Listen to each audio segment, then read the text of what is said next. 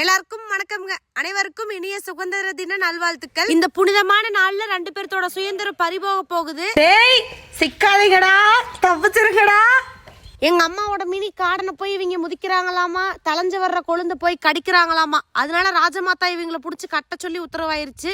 அதுங்க ரெண்டும் தெரிஞ்சோ தெரியாமையோ ரொம்ப நேரம் கைக்கு சிக்காமையே டிமிக்கி கொடுத்துக்கிட்டு இருந்தது. தத்து குட்டின்றதுனால டப்புன்னு பால் பாட்டில் தூக்குனதும் வசமா சிக்கிட்டாங்க, புடிச்சு கட்டிட்டாங்க. சரி புடிச்சு கட்டினது கூட ஒத்துக்கலான்னு வைங்க, அதுக்கு ஒரு காரணத்தை சொன்னாங்க பாருங்க. சப்பா முடியல. அப்பதான் குட்டி கொறிச்சு பழவுமாமா. குட்டிய புடிச்சு கட்டி 3/4 மணி நேரத்துக்கு மேல ஆகுது. கொறிக்கிறதுக்கு மண்ணும் கல்லும் தான் இருக்குது, ஒரு தீனி கொண்டாந்து கட்டல. அப்புறம் என்ற தம்பி டென்ஷனா அவன் போய் காட்டுல 2 தலையை ஒடிச்சுக்கிட்டு வந்து கட்டுனா. இப்பதான் குட்டி போட்டு 1.5 மாசத்துக்கு மேல ஆகுது. அப்புறம் அதுக்கு தகுந்தது தானே கொறிக்கும். சும்மா நங்கு வாத்துக்கு 4 தலை 2 தலைன்னு கொறிச்சுக்கிட்டு இருந்தது. இப்படி கதை இன்னைக்கு காலையில எங்க வீட்டுல. எப்பயும் காட்டுக்கு ரெகுலரா ஒருத்தர் வேலைக்கு வருவாரு. காலையில் சாப்பாட்டுக்கு போறப்ப மணி 10-11 கிட்ட போய் கோழிக்கு தீனி ஓட்டு போயிருவாரு. இன்னைக்கு அவர் விடுமுறை எடுத்துக்கிட்டாரு. அதனால அந்த டியூட்டியை பாக்குறதுக்கு நான் தான் வந்திருக்கிறேனுங்க.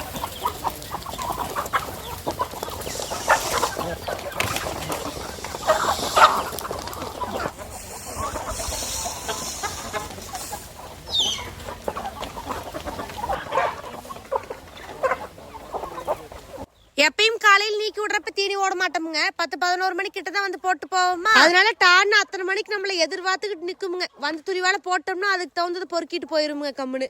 சரி காட்டுக்கு வந்ததே வந்தோம். ஒரு நாம கள்ளக்கொடி புடுங்கிட்டு போய் குட்டிக்கு வச்சு பாப்போம், திங்குமோ என்னமோன்னு புடுங்கிட்டு இருக்கிறேனுங்க.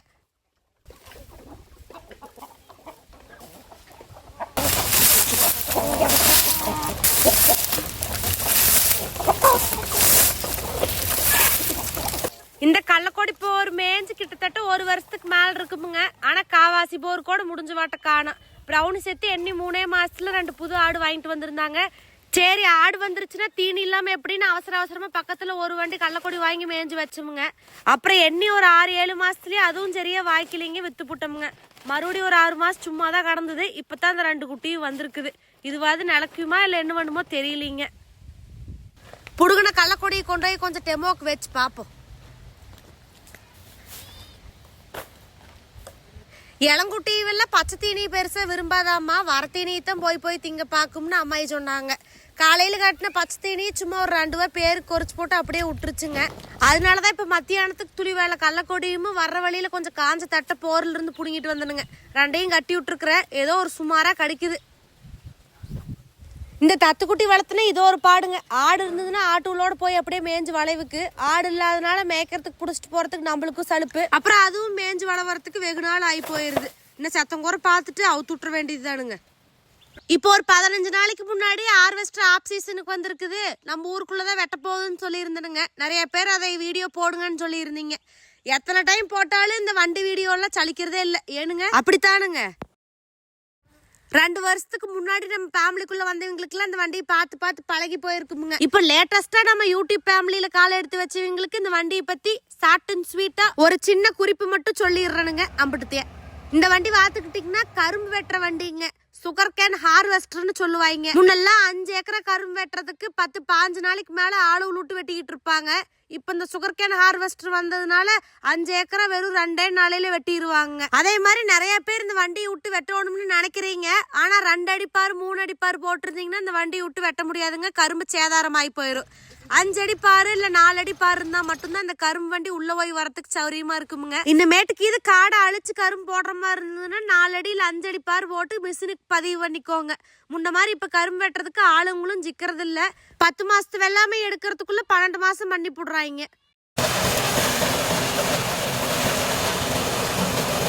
இங்க லோக்கல்ல தான் ஓடுதுன்னு முன்னாடியே சொல்லி இருந்தனுங்களா. அதனால ஃபீல்ட் ட்ரிப் கூட்டு வரதுக்காக ஸ்கூல்ல இருந்து முன்னாடியே கேட்டிருந்தாங்க. நாங்களும் அதுக்கு ஒரு நாள் ஒதுக்கி சரி இன்னைக்கு கூட்டிட்டு வாங்க அப்படின்னு சொல்லி இருந்தோமுங்க. அவங்களும் கரெக்டா ஆன் டைமுக்கு வந்துட்டாங்க. என்ன கொஞ்சம் சாயங்காலமா வந்திருந்தா வெய்ய கொஞ்சம் கம்மியா இருந்திருக்குமுங்க. மொட்டை வெயில்ல வந்திருந்தாங்க. பிள்ளைவெல்லாம் பார்த்துதான் என்ன பண்ணுச்சோ தெரியல. வெயிலுக்கு பயந்துகிட்டு எல்லாம் ஓரமா நின்றுகிட்டு இருந்தாங்க. வந்தவங்களை எப்படி சும்மா விடுறதுன்னு ஒரு பாட்டில் சூஸுமே ஒரு பாக்கெட் பிஸ்கெட்டும் வாங்கிட்டு வந்து கொடுத்தோமுங்க. வெயிலுக்கு பாவம் கலப்பார குடிச்சிட்டு கிளம்பிட்டாங்க. அங்க ஹார்வெஸ்டர் வெட்டுற கரும்பு என்ஃபீல்டர் புடிச்சிட்டு வந்து இங்க லாரியில கொட்டுமுங்க. ஏறக்குறைய ஒரு 4 to 5 என்ஃபீல்டர் நம்பிச்சுன்னா ஒரு லாரி லோட் ஆகி போகுங்க. காலையில வெட்ட ஆரம்பிச்சாங்க. எப்படியும் சாயங்காலத்துக்குள்ள 2-2.5 ஏக்கரா வெட்டி முடிச்சிருவாங்கன்னு நினைக்கிறேங்க. காடு நல்ல காடா நெட்டு பாரா இருந்ததுன்னா விட்டு விளாசிட்டு வந்துருவாங்க.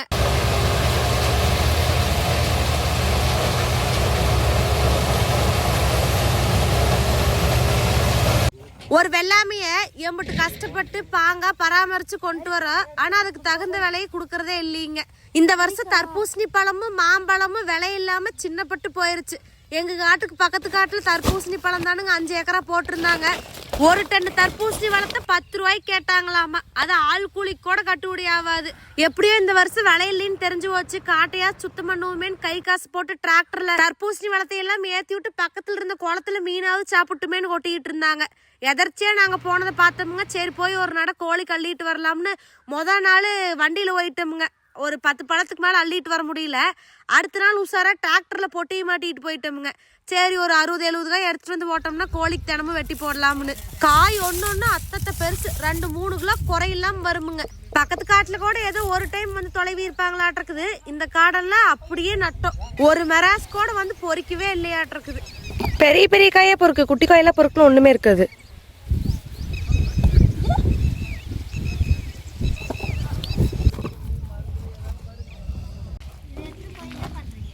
கோல்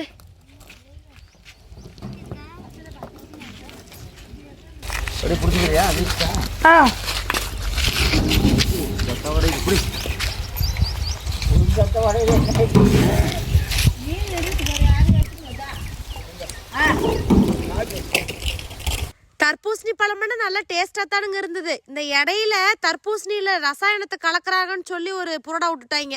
அதனாலதான் தர்பூசணி வந்துட்டு இந்த வருஷம் விலை குறைஞ்சு போயிருச்சு. நல்லா அந்த கோம்புக்கு இல்லாம எடுத்துட்டு வந்து வச்சிட்டோம்னா காயெல்லாம் 4-5 நாளைக்கு கெட்டு போறதே இல்லைங்க.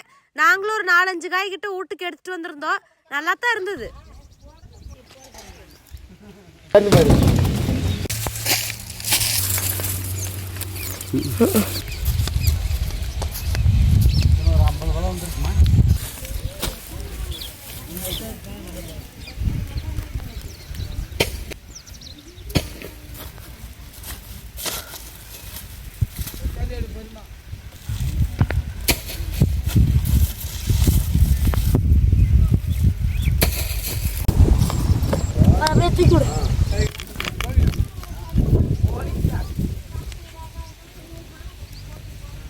இந்த பக்கத்து அனுப்புலயும் மறுபடியும் தர்பூசணி தான் போட்டிருப்பாங்களாட்டிருக்குது. அடுத்த வருஷமும் இதே மாதிரி விலை இருந்துருச்சுன்னா என்ன பண்றதுன்னு தெரியலன்னு பாவம் அந்த காட்டுக்காரர் புலம்பிட்டு இருந்தாரு. ஒரு சிலர் பண்ற தப்புனால மெயினா பாதிக்கிறது வந்துட்டு இந்த விவசாயி தானுங்க. எடுக்கலாம் மாட்டாங்க, அப்படியே கிழிச்சிட்டு வந்துரு. அப்படியே செடியை கிழிச்சிட்டு வந்துருங்க பாரு. அங்க பாருடா. நான் இந்த கவரை எடுக்க மாட்டாங்கன்றேன், என் தம்பி எடுப்பாங்கன்றான். யார் சொல்றது கரெக்டுன்னு கீழே கமெண்ட் பண்ணுங்க. அவ்வளவுதான். இல்லடா பைத்தியம் இல்லடா. அடுத்த வருஷமாச்சு கொஞ்சம் நியாயமான விலை இருந்துட்டா பரவாயில்ல. விவசாய காப்பாத்தினாலும் பரவாயில்ல, விவசாயத்தை கெடுக்காம இருந்தாவே போதும். இருட்டு வேற கட்டி போச்சு. அதனால ஒரு 80-90 காய் மட்டும் பொறுக்கிட்டு காட்டுக்கு வந்துட்டோமுங்க. இன்னும் கிடக்குது, வேணும்னா நாளைக்கு போய் பொறுக்கிக்கலாம்னு. காலையில வண்டியில கொண்டாந்து வெட்டி போட்டோமுங்க. முக்காவாசி கொத்திருச்சு. இப்போ கொண்டாந்தலோட ஒவ்வொன்றா கையில தானுங்க இறக்கி வைக்கணும். அப்படியே பொட்டி தூக்கி விட்டோம்னா சொரக்காயாட்டம் உடஞ்சு போயிருமுங்க. வீட்டுக்கு தேவையான பெருங்காயெல்லாம் கழிச்சு வச்சுக்கிட்டு அதுக்கப்புறமேட்டு தானுங்க கோழிக்கு இறக்கணும்.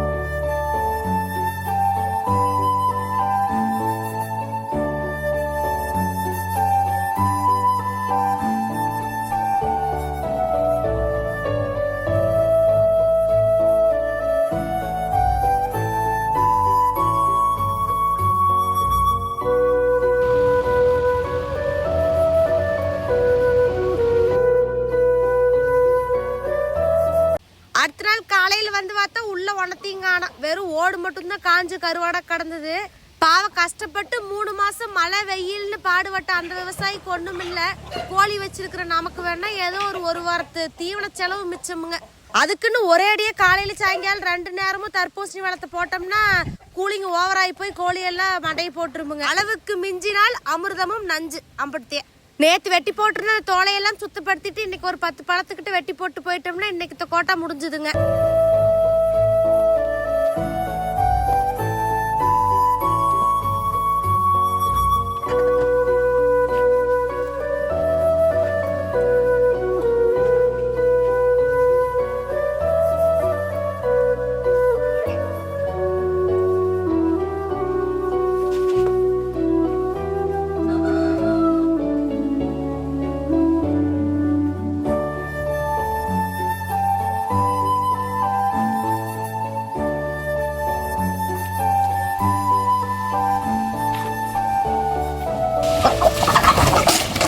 ஸ்கூபி போ.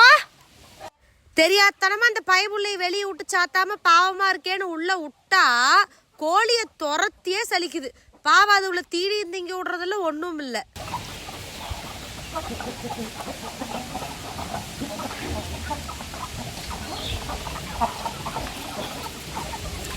வீட்டுல இருந்தா தானே கட்டுறீங்க, காட்டுக்கு வந்தா எப்படி கட்டுவீங்கன்னு நானு ஸ்கூபி ஆட்டுக்குட்டி எல்லாரும் நடப்பயணமா காட்டுக்கு வந்துட்டோம். வர்றப்ப வெயில் கொஞ்சம் கம்மியா இருந்தது, ஒரு வேகத்துல வெக்குன்னு வந்துட்டோம். போறப்ப வெயில் பயங்கரமா இருக்குது, எப்படி போறோம்னு தெரியல. சரி ஓகேங்க, டாட்டா பாய் பாய், போயிட்டு வரேன். இன்னொரு இன்ட்ரெஸ்டிங்கான விளாக்லயோ வீடியோலயோ உங்களை நான் வந்து பாக்குறேன். வரட்டாமா மேட்டூர்.